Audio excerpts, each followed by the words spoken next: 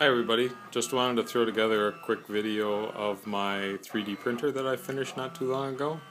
Not going to be a very polished video, just want to cover some of the basics of it. The machine is based loosely on a RepRap, only from the sense that I wanted to know what hardware and control system we're using. It's kind of based on some of the similar ideas. Otherwise, the design is my own creation. The system itself is based on some lead screws and linear bearings as opposed to using the tooth belts like the RepRap is. There's a main welded steel frame, kind of in the shape of an H or an A, that holds the whole thing rigid instead of using the A-frame style that the RepRap has. The Y-axis is on two linear slides with the lead screw. The X-axis has a linear rail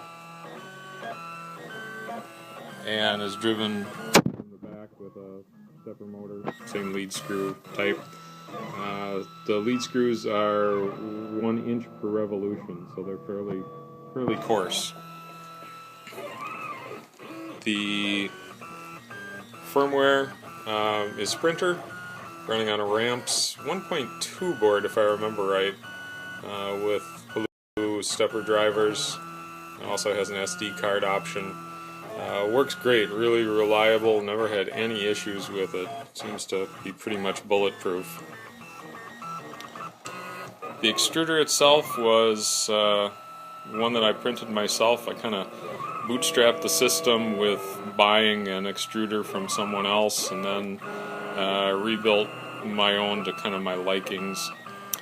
This is what's commonly referred to right now as a Wade's gear extruder with the accessible feed end of it. There's a hinged door that opens up to get to the filament and the hob bolt so that you can clean it. I've added a little filament guide to the top of it, which is a little different than the standard designs for the hinged extruders right now. It's been really reliable,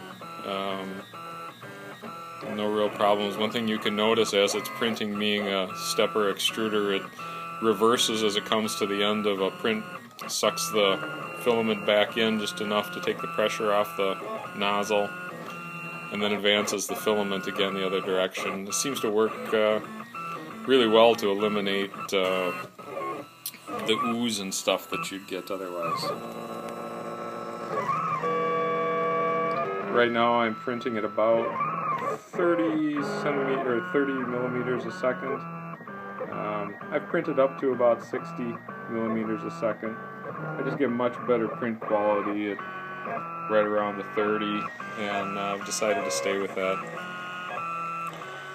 The bed is a heated bed based on 1/4 inch thick plate of aluminum, running Kapton tape over the top of it, running at about 100 degrees centigrade for ABS plastic. It's heated at with 24 volts, roughly 12 to 15 amps through some power resistors screwed to the bottom of it. Works great. Gets up to 100C in about 5 minutes or so, and works well. So that's all I've got. The software I'm running, I run SkeneForge for the carving and Pronterface for the printing. I think that's it. If anybody has any questions, you know where to find me. Thanks.